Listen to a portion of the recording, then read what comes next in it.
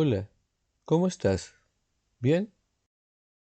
Aunque pueda parecer desmedido, siempre estamos en busca de la felicidad. Constantemente tratamos de extender nuestras experiencias placenteras y disminuir las dolorosas, y el resto de la realidad la odiamos. De esta manera, perdemos el resto de la riqueza potencial de la vida. Por ejemplo, cuando paseo por la calle, pienso en las cosas que me son atractivas, es decir, de alguna forma placenteras, y en aquellas que me parecen desagradables o que podrían dañarme. El resto no existe. Este no estar presente es tan habitual que nos permite entender por qué al acercarse el final de su vida, muchas personas se dan cuenta que se perdieron el viaje, estuvieron demasiado ocupadas pensando. El ejercicio de este capítulo se refiere a identificar aquello que nos gusta y lo que rechazamos, con el objetivo de conocer cuál es nuestra capacidad para ver las cosas que existen más allá de estas percepciones. Básicamente, se trata de averiguar cuál es nuestro nivel de contacto con la realidad en su conjunto. Se trata de darnos cuenta que nuestro mundo es muy pequeño. Existe solo lo que nos gusta.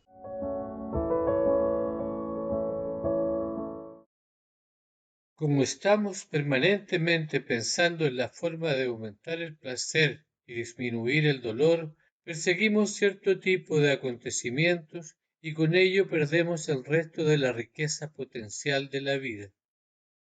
Nos dirigimos hacia las cosas que nos gustan, tratamos de evitar lo que nos parece desagradable y nos olvidamos de aquello que no nos interesa. Cuando paseo por la calle, pienso en las cosas que me son atractivas, es decir, de alguna manera placenteras, y en aquellas que me parecen desagradables o que podrían dañarme.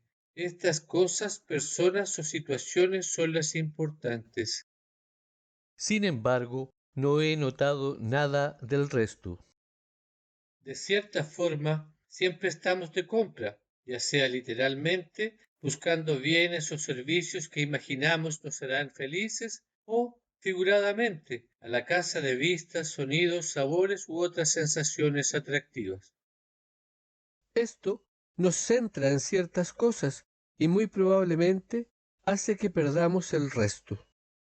Algo muy llamativo es el hecho de que estamos generalmente haciendo juicios acerca de lo que es agradable, desagradable o neutro, y a encaminarnos hacia lo agradable, eludiendo su contrario.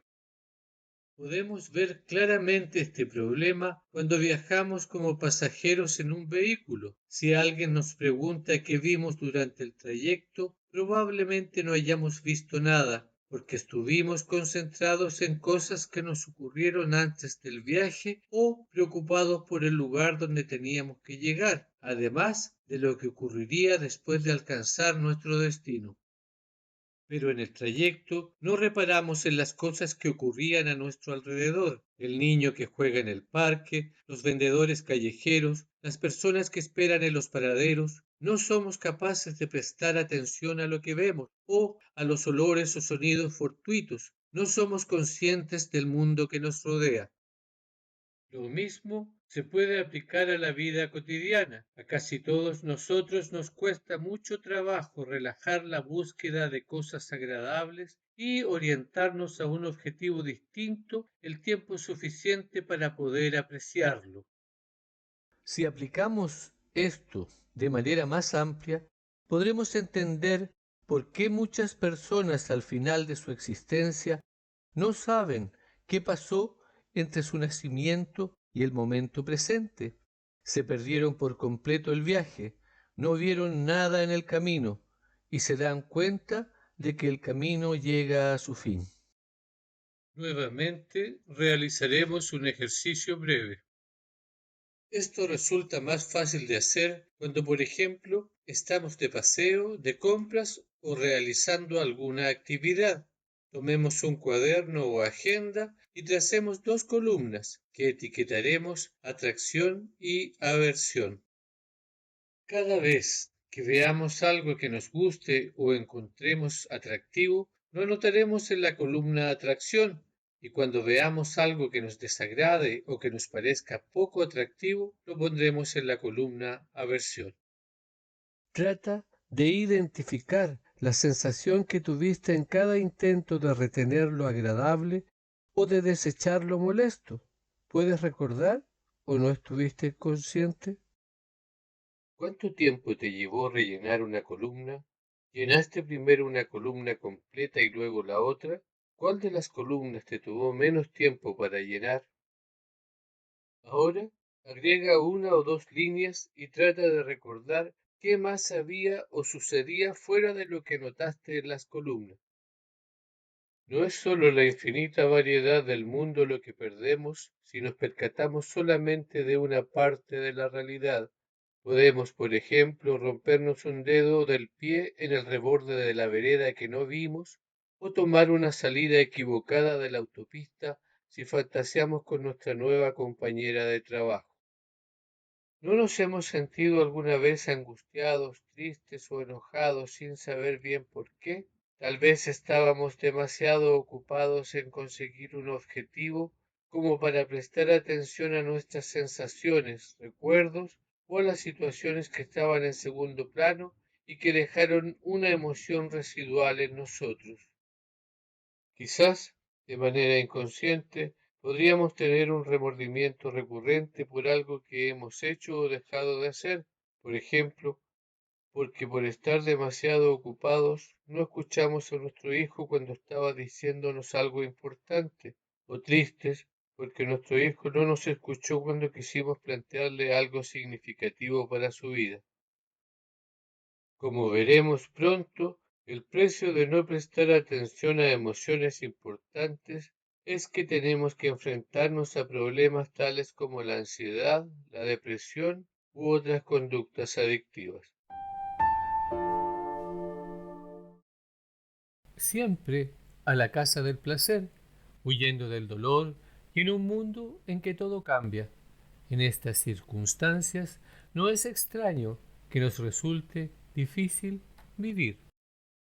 Todo es transitorio, ya sea que percibamos esto de manera consciente o inconsciente, de igual forma crea una generalizada sensación de insatisfacción. No importa qué tan delicioso esté el helado, pronto se acabará. La vida es efímera y esto es algo que todos deberíamos saber. Sin embargo, a veces necesitamos un recordatorio de que las cosas que nos importan son sólo prestadas y que debemos aprovecharlas al máximo. Dado que no podemos cambiar las estaciones del año, el viento, la lluvia y la mayoría de las cosas, tal vez podríamos asumir la responsabilidad de cambiarnos a nosotros mismos, de manera que podamos orientar las velas adecuadamente para navegar mejor. El poeta nos lo había dicho, lo nuestro es pasar.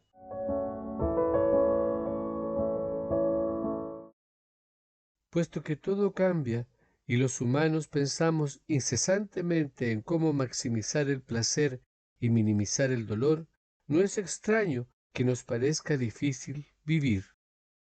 Hagamos lo que hagamos, el placer pasará y el dolor volverá. Por supuesto, también pasará el dolor y volverá el placer. Al ser inteligentes, pronto aprendemos que todo es pasajero, un conocimiento que crea una sensación generalizada de insatisfacción. Incluso en medio de momentos agradables, somos conscientes de que estos también se irán. El helado se termina pronto, las vacaciones tocan a su fin, nuestras amigas o amigos se van. Es posible que perdamos el trabajo que tenemos. Los hijos acaban dándose cuenta de que sus padres morirán un día. A casi todos nos preocupa quedarnos en la miseria, enfermar o morir. Una vez que nos damos cuenta de que todo terminará pasando, el principio del placer combinado con este incesante pensar, se vuelve un problema real. ¿Quién no se ha ilusionado con el fin de semana, pero se ha sentido deprimido el domingo en la tarde al darse cuenta de lo poco que ha durado? Pensar en el final suele resultarnos tan doloroso que a veces nos esforzamos por sacar dicho pensamiento de nuestra conciencia. Cuando no somos capaces de cambiar una situación, nos enfrentamos al reto de cambiar nosotros mismos. Viktor Frankl.